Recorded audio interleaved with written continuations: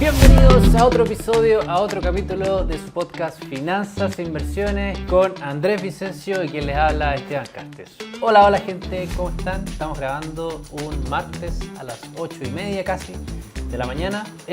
Don Andrés, ¿cómo está usted el día de hoy? Hola Esteban, ¿todo bien? Aquí, comenzando ya. Estaba más caluroso el día de la mañana, así que yo creo que ya se está yendo el frío, lo cual es bueno. ¿Cómo están? ¿Cómo están los tacos, los atochamientos? No sé cómo se les dice en otros países. Hoy día estuvo particularmente complicado, pero bueno, parte de la vida. Hay días que, bueno, ya me he dado cuenta, por ejemplo, que en Santiago los lunes y viernes ya prácticamente nada. Me imagino que la gente hace esos días más home office, pero el martes, miércoles y jueves ya se complica. Hoy día estuvo complicado, porque como es la semana acá en Chile, es semana corta, el viernes es feriado, así que probablemente la gente se concentra más. Uy, se va a poner bueno eso. Claro. Oye, pero bien, aparte de eso bien.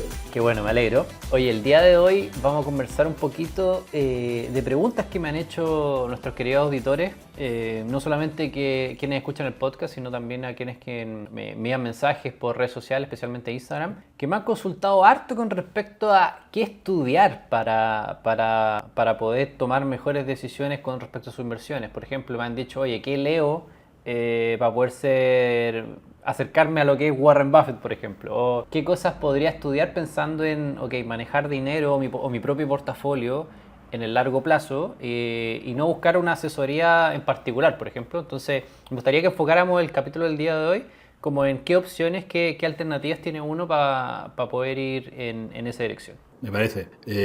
Bueno, la pregunta es bien amplia, porque estudiar es bien amplio, así que la respuesta yo creo que hay que ir dirigiéndola un poquito, porque en general acá en Chile, no sé si... Entiendo que en los países, ¿cómo se llama?, latinoamericanos, hay carreras parecidas. Está esta carrera de ingeniería comercial. Entonces, si uno se quiere dedicar al tema de finanzas, en particular inversiones, es una buena base, ¿cierto? Estudiar comercial o ingeniería comercial, ¿cierto? En otros países se llama, sí, administración de empresas se llama en otros lados. Administración de empresas o temas de negocio. Y bueno, y de ahí tomar porque uno estudia ingeniería comercial y es una carrera bien amplia también. Entonces, tiene hartas como salidas, por así decirlo. Yo creo que quizás en otros países donde se estudia negocios más o menos lo mismo, ¿cierto? Negocios, donde se puede dedicar a negocios internacionales, negocios más bien locales de la compañía. O puede escalar, ¿cierto?, a otro tipo de empresas, ¿cierto?, con más visión global, qué sé yo. Bueno, y en Chile pasa esto, ¿cierto?, que un camino de salida de la carrera de ingeniería comercial puede ser las inversiones, las finanzas. Y ahí en particular, ¿cierto?, hay como dos grandes áreas de inversión, pues, o tres, si uno podría, yo te diría que tres.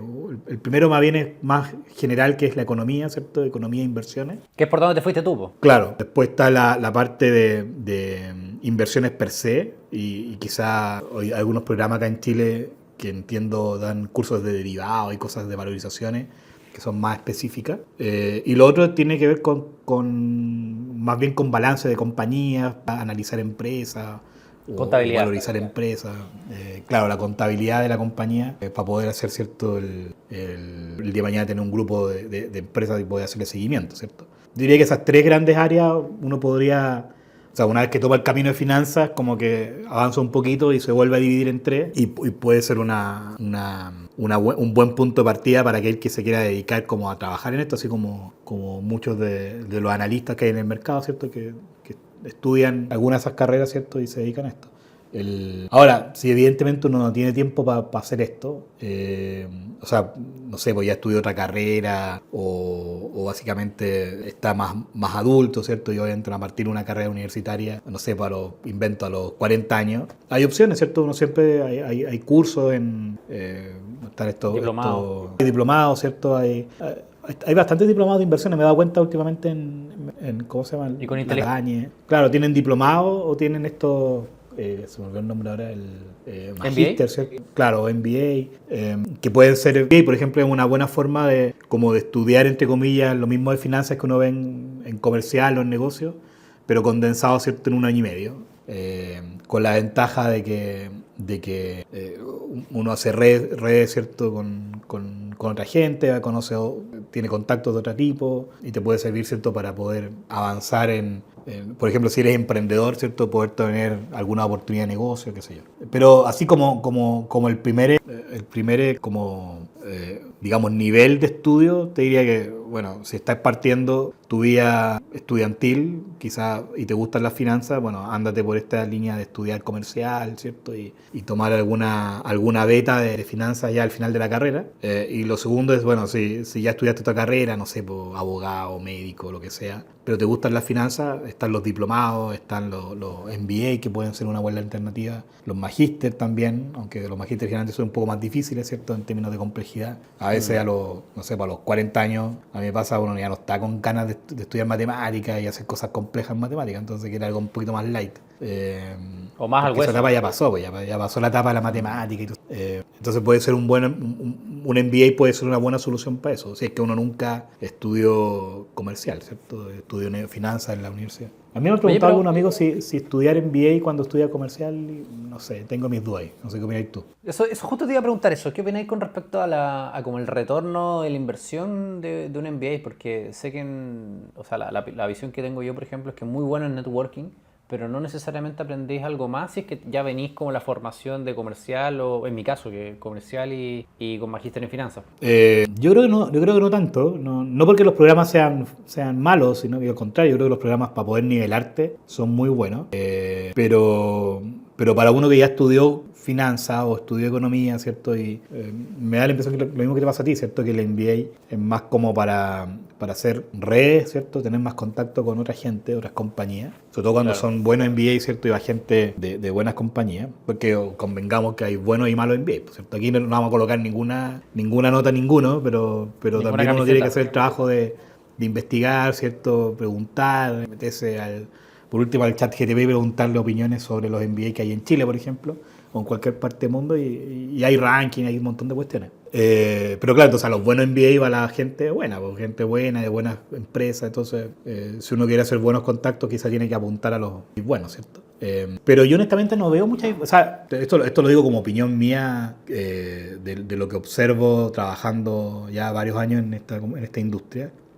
Probablemente estoy muy equivocado, a lo mejor mi opinión es muy sesgada, pero yo honestamente no veo como ganancias significativas, ¿cierto? De gente que sale a estudiar, incluso buenos MBA afuera, y que vuelve a Chile a reinsertarse en el mundo laboral. Porque hoy día eso es lo complicado, ¿cierto? Quizás antes, no sé, hace 10 años atrás, 20 años atrás, como había poca gente que salía a estudiar afuera, o menos gente que hoy día, y había poca gente que podía optar a MBA, ¿cierto? En Estados Unidos, en Europa.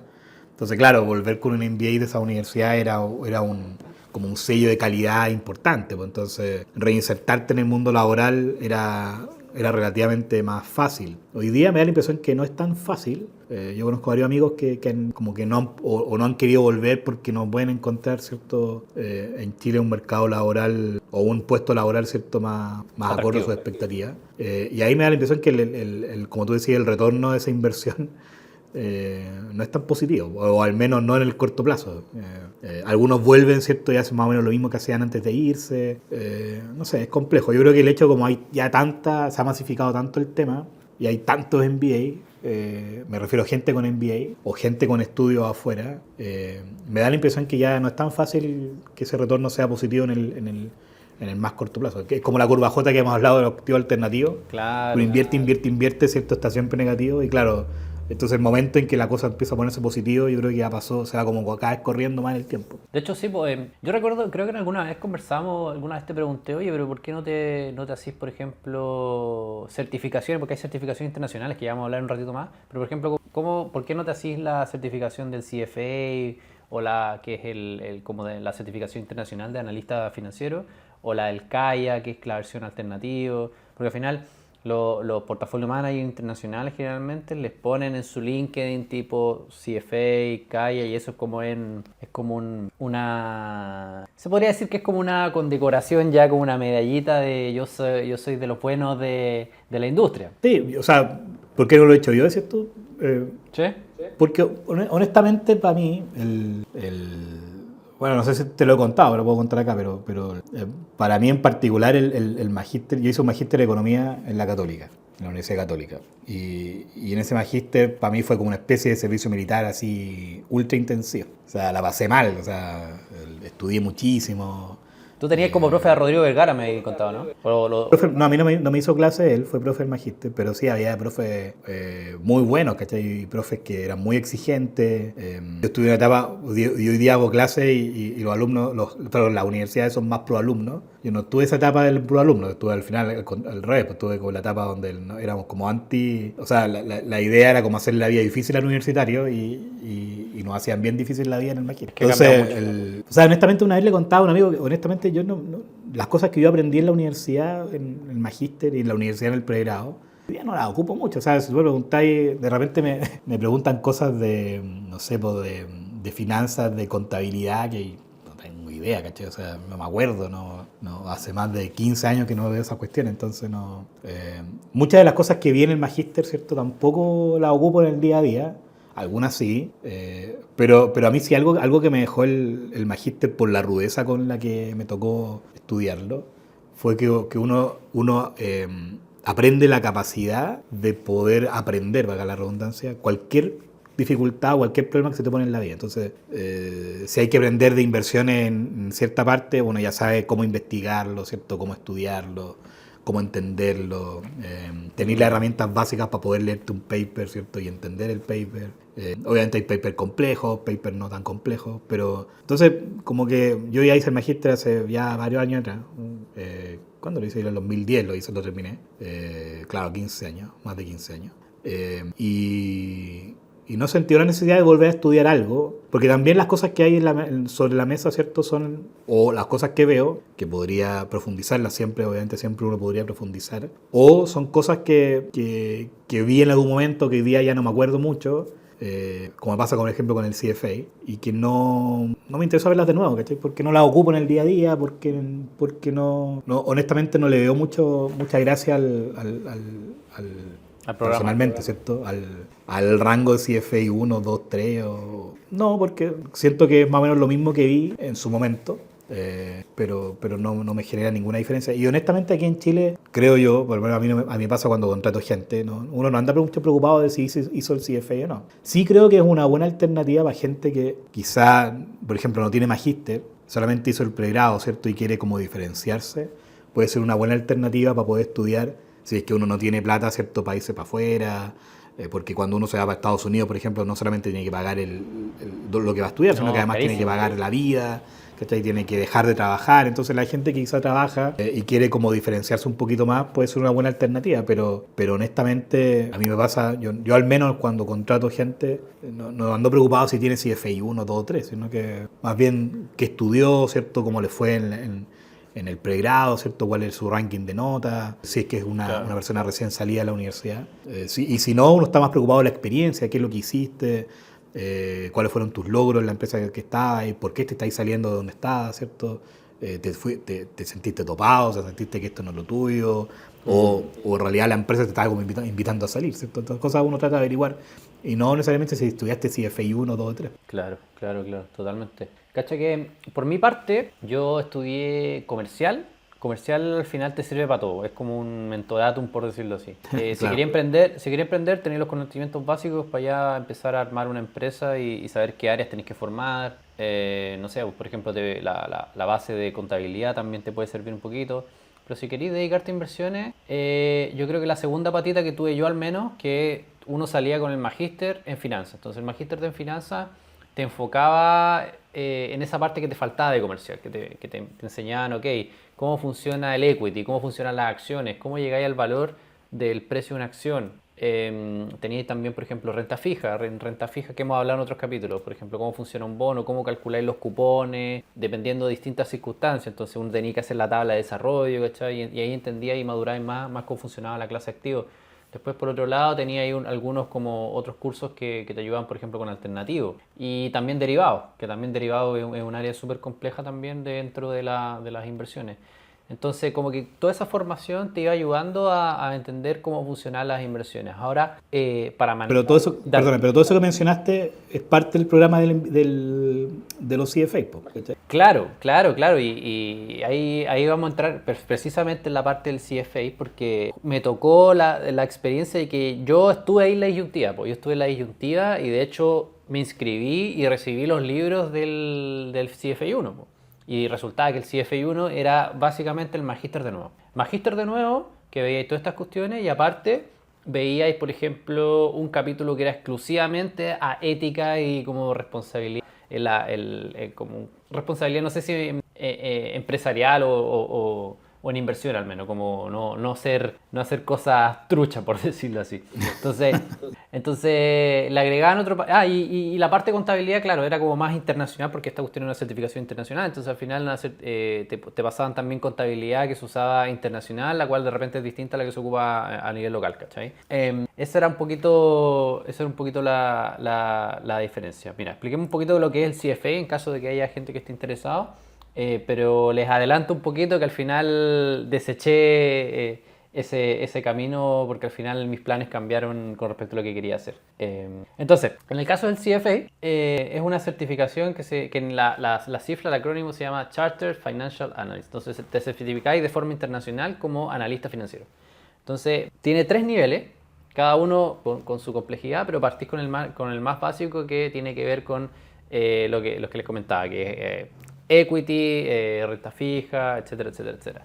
Y ahí se va complejizando, vais viendo después como análisis de portafolios, derivados y cosas más complejas. Entonces el costo generalmente son como $4.000, entonces es alto más accesible de lo que vendría siendo ir a hacer un MBA afuera, considerando que tenéis que Claro, que pagar además, un millón de cosas. además lo podía hacer mientras trabajáis, pues esa es la gracia. Sí, pues, muchos lo hacen mientras trabajan y de hecho en algunos casos las empresas se los costean, entonces por ese lado es razonable. Pero claro, o sea, de hecho acá investigando para el capítulo de hoy día me di cuenta de algo que no tenía idea, que al final tú por pasar los 3 niveles no estás aprobado automáticamente como CFA, o sea, no es como que estáis titulados, sino que quedáis egresados.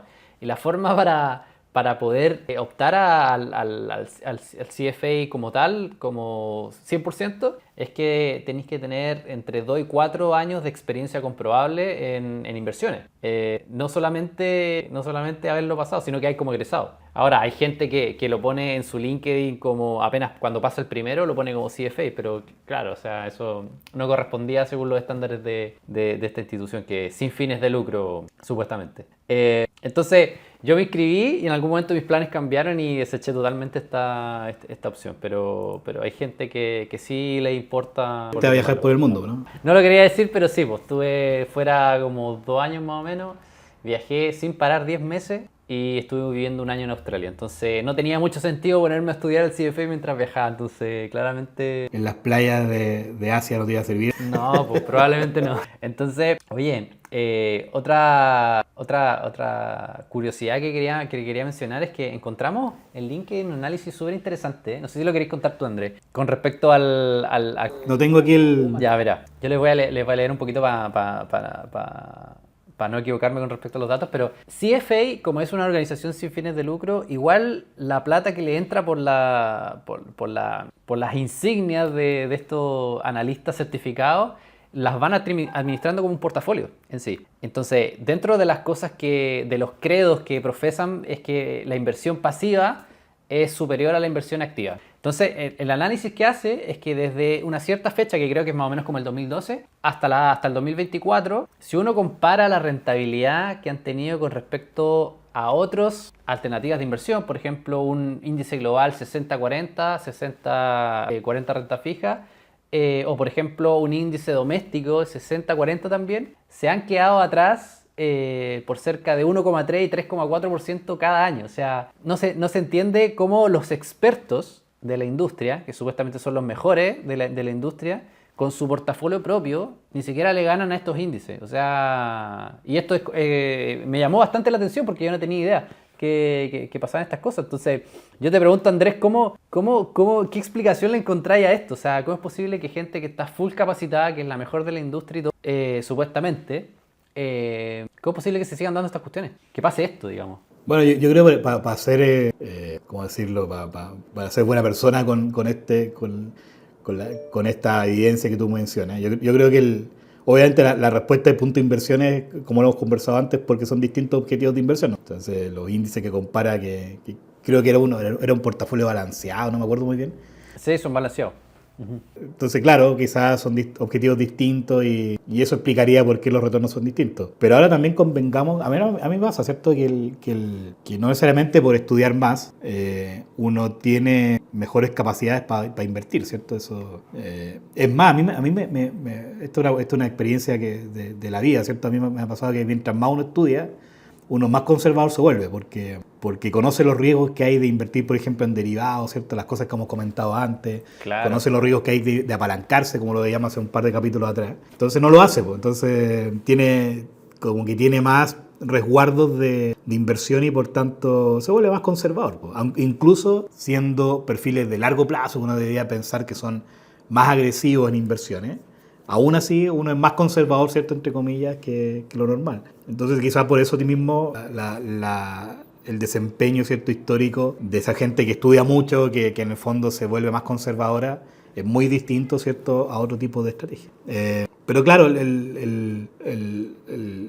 digámoslo, este tipo de certificaciones, bueno, hay también en alternativos, ¿cierto?, hay también en temas cuantitativos, certificaciones de varios tipos. No necesariamente, insisto, no necesariamente aseguran que uno sea un mejor inversionista, sino que quizás te ayuda a comprender un poco los riesgos, cómo funciona el mercado, ¿cierto?, cómo funcionan las valorizaciones. Pero también hay una parte de arte, entre comillas, para poder tener buenos retornos, ¿cierto? Algo que uno no estudia. A mí me ha pasado en mis años de experiencia, mientras uno es más, ¿cierto?, como más cerrado, ¿cierto?, en la parte teórica, se vuelve más conservador, se vuelve más conservador y no necesariamente mejor, ¿cierto?, para las inversiones. ¿Por qué? Porque las inversiones tienen esa parte media de saber leer el mercado, saber si es momento de cambiar o no, saber entender un poco las tendencias, si la expectativa cambia o no cambia. Y eso hecho, te lo da más que nada la experiencia, más que los estudios. De hecho, para complementar eso, el otro día estuve escuchando un podcast donde hablaba Howard Marks, que este gallo que creó Oak Tree Capital. Entonces estos gallos invierten en renta fija, pero es como un poco contrarian, como que piensan un poco al revés de lo que piensa el mercado. Entonces cuando están todos entusiasmados con que el mercado está subiendo, está volando, estos gallos dicen, ok, voy a juntar platita para invertir cuando todo se haga pedazo. Claro. Entonces es súper interesante también eso, porque al final es re difícil como, ok, nadie quiere comprar, están todos escapando, se va a caer el mundo y tú salías a comprar. O sea, igual hay que ser valiente. Es que para poder sacar diferencias, ¿cierto?, en inversiones, hay que buscar, ¿cierto?, las alternativas, entre comillas, baratas que hay. Pues. Entonces, y evaluarlas, ¿cierto?, y ver si hay alguna probabilidad de que está hoy día barato, en 2 semanas más, en un mes más, ¿cierto?, empieza a tomar valor o se va a quedar pegado en cierto barato por mucho tiempo. Y como te digo, yo creo que eso lo da, probablemente como les pasa a ellos también, ¿cierto? Lo da más la experiencia que un estudio. Entonces, Claro. por muchos galardones que uno tenga, como tú decías, hay muchas medallitas que uno tenga colgadas de CFA, de Kaya, de lo que sea. O incluso diplomas chicos, porque hoy día está Coursera, ¿cierto? Que tú podías hacer cursos de muchas de esas cosas. No necesariamente uno se vuelve mejor para la inversión. Yo creo que al revés, ¿cierto? Uno se vuelve más conservador. A mí me ha pasado, conozco gente que después de estudiar se ha vuelto más conservadora. Porque conoce los riesgos, ¿cierto? Es como, no sé, si cuando uno es niño, ¿cierto? Es más, sobre todo los hombres, somos más osados, ¿cierto? Más propensos, ¿cierto?, a los accidentes, porque, no sé, pues bajamos en bicicleta, los cerros, ¿cierto? No sé, cualquier cosa. Uno en la medida que va creciendo, ¿cierto?, se va volviendo, va entendiendo cuáles son las problemáticas de eso, si es que se tiene un accidente, por ejemplo, se vuelve más conservador. Pero es lo mismo, ¿cierto?, en inversiones. Mientras más uno sabe el mercado, uno como que más miedo le tiene el mercado, porque lo hemos conversado antes, ¿cierto? A uno no le aplauden si es que anda siempre bien, porque obviamente es parte de tu trabajo. Espera que uno ande bien, pero cuando uno anda mal, ¿cierto?, en inversiones, te pueden hacer pedazos. Yo lo estoy mirando acá en la pantalla, pero igual se lo expongo cuando subo el capítulo. Estoy mirando el gráfico y claro, o sea, por ejemplo, el índice doméstico, que me imagino que este debe ser US, desde el 2013 al 2024 un 193%. Para quienes que nos escuchan en Spotify que no van a estar viendo bien. El global 60-40 un 133 y el CFA un 101. Es harta diferencia.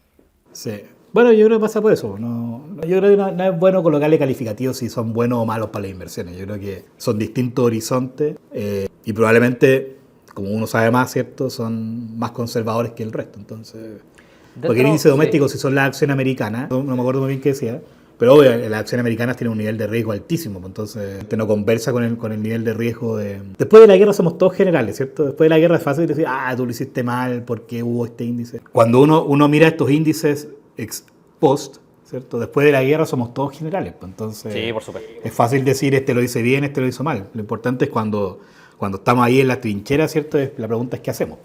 Y eso no es... Dentro de la explicación que da el que hace el análisis, que se llama Brian Schroeder, este tipo lo que dice es que al final, a pesar de que profesan la inversión pasiva, como que no pueden resistirse a tomar productos que son más complejos, como invertir en REITs, por ejemplo, o renta fija un poco más compleja que la tradicional.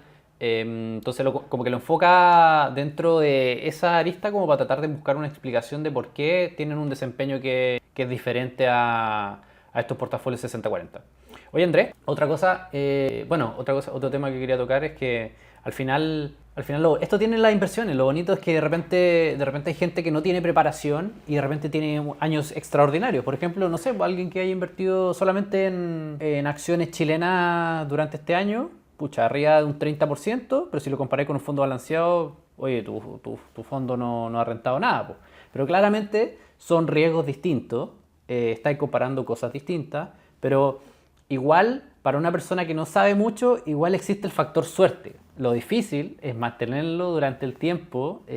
Claro, que no te coma la ansiedad. Claro, y de repente pasa mucho que lo que yo he visto con clientes y con personas que me comentan es que les cuesta saber cuándo vender, o cuándo rotar, o cuándo rebalancear, y hacia dónde rebalancear. Entonces son preguntas difíciles de hacer, y que tienen respuestas que requieren harta evaluación, como hemos conversado en otros capítulos. Sí, porque además cuando uno ve que, no sé, pues invirtió en el IPSA, que ya va 20 y algo por ciento o 30%, uno cree que eso va a seguir siendo 30%, ¿cierto? Siempre hay argumentos que te pueden justificar eso. Como hablábamos del oro hace unos días atrás, y al final el oro bajó a los 4.000, pues, ¿viste? Ya se devolvió todo. Está cayendo fuerte, sí. Claro, pero claro, no porque, insisto, no porque creo que haya habido una mala evaluación, sino que más bien porque los argumentos, claro, eran muy extremos. En algún momento lo comentamos, creo. Eran argumentos como muy específicos, muy difíciles de sostener en el largo plazo, que se van desarmando, ¿cierto? Oye, yo solo quería comentar como para cerrar y ponerle un comentario final al tema de los estudios. Yo creo que hoy día, con toda la variedad que hay, ¿cierto?, de poder estudiar finanzas o inversiones, yo haría alguna advertencia, ¿cierto? Si usted va a estudiar inversiones, estudien cosas que sean relativamente certificadas, o un diplomado, ¿cierto? O Coursera, que tiene cursos que están certificados. Pero no se vaya a meter a las redes sociales y a meterse al primer curso que le ofrecen por redes sociales, porque lo hemos comentado antes, ¿cierto? Yo creo que eso principalmente son más bien estafas. Te cuentan puras cosas bonitas de los análisis técnicos, de cómo valorizar empresas y todo, pero son pura historia en el pasado, ¿cierto? Entonces, claro, te dicen, no sé, pues, hoy analizamos hace 3 meses atrás y mira, efectivamente tuvimos lo correcto y la han subido invento 10%. Sí, pero insisto, somos todos buenos para las inversiones. Claro, analizamos LAN justo antes del Chapter 11 y nos ganamos todo el upside. Claro, entonces yo creo que con ese tipo de cosas hay que tener cuidado. Creo que quizá el próximo capítulo podríamos hablar del análisis técnico. Encuentro que está muy de moda, creo que es como el primer paso que está dando mucha gente para aprender de inversiones. Pero hay que tener cuidado porque el primer paso que están dando mucha gente, que lo que yo estoy viendo al menos, y amigos también que me han tocado y me han comentado el tema, es que el primer paso que están dando es el análisis técnico. Ahora quizás podemos hacer un capítulo más dedicado al análisis técnico y comentar los pros y los contras, pero yo veo al menos que está pasando eso, que la gente está empezando a meterse en el mundo de las inversiones con análisis técnico y creen que es como la única verdad, el único credo que se puede usar en términos de inversiones, pero existen muchas formas de invertir. Sí, no, es verdad, eso es cierto. No es la única, por eso hay que tener cuidado con estos cursos que te comentaba en las redes sociales, porque de repente venden eso como la única papita para poder tener buenas inversiones a largo plazo y no necesariamente es así, hay que tener cuidado. Oye, pero lo que quería comentar es que hoy día, sobre todo para aquella gente que está partiendo, de repente me preguntan, como hago clase, de repente los alumnos me preguntan, oiga, profe, ¿qué necesito para poder optar para un trabajo, por ejemplo, de inversión en X compañía? Yo digo, hoy día hay 2 cosas que son básicas, yo creo que cualquier persona que está partiendo no puede no tener, sobre todo los que están partiendo. Una, tener buenas herramientas de inglés, tener buen inglés. Uy, Sí, pues, quizás no ser bilingüe ni nativo ni nada, pero por lo menos investigar en inglés. manejarte bien, ¿cierto? Investigar, entender la nomenclatura, para eso hay que estudiar. Y segundo, herramientas de programación, ¿cierto? En Python, que es lo más clásico. Yo creo que con esas dos columnas uno ya puede, ¿cierto?, optar a buenas pegas, buenos puestos en la industria. Obviamente teniendo buenas notas en la universidad, habiendo estudiado algo. Por eso la gente que está partiendo, que está como pronto a salir al mercado laboral, después de haber estudiado, yo creo que esas dos cosas son las esenciales. Los factores diferenciadores, sí. De hecho, a mí me tocó programar y sufrí muchísimo. No es una herramienta que todos les sean muy afín. Me acuerdo. Andrés fue mi profesor, casi que con la regla y pegándome en las manos. No, pero eso. Pero que Yo creo que costó mucho, eso me acuerdo. oh, sí, es que no estoy, no era una de mis grandes virtudes, digamos, pero bueno, igual lo hicimos desarrollar, lo hicimos, como decimos acá en Chile, a la patada de los combos. Oye Andrés, yo creo que en honor al tiempo tenemos que ir yendo. Sí. ¿Algunas palabras para nuestros queridos auditores antes de despedirnos? Bueno, espero que hayamos orientado un poco, ¿cierto?, a esa gente que nos pregunta. O sea, todo esto es un campo bien amplio, entonces hay que meterse en el detalle, ¿cierto? Nosotros tocamos esto más bien genéricamente. Y obviamente conversar con gente que sepa de esto. Lo más importante, yo creo, que es siempre evaluar bien el tema de, como tú lo dijiste bien hace un rato, de la rentabilidad de esto, ¿cierto? Si uno se va a estudiar un CFA, se va a estudiar un magíster o un MBA o un diplomado, bueno, calcular bien, el tema de si el retorno de eso es justificado o no. Porque como comentaba, ¿cierto? Hay gente que estudia, pero sí vuelve a hacer lo mismo, se queda pegado donde mismo. Quizás te aumentan un poco el sueldo, pero no sé. Está por ahí nomás. Cuando ocurre eso, tengo mis dudas si fue una buena inversión o no. Sí, igual cada vez pienso que es más negocio para quienes prestan el servicio que el retorno para las personas que lo consumen.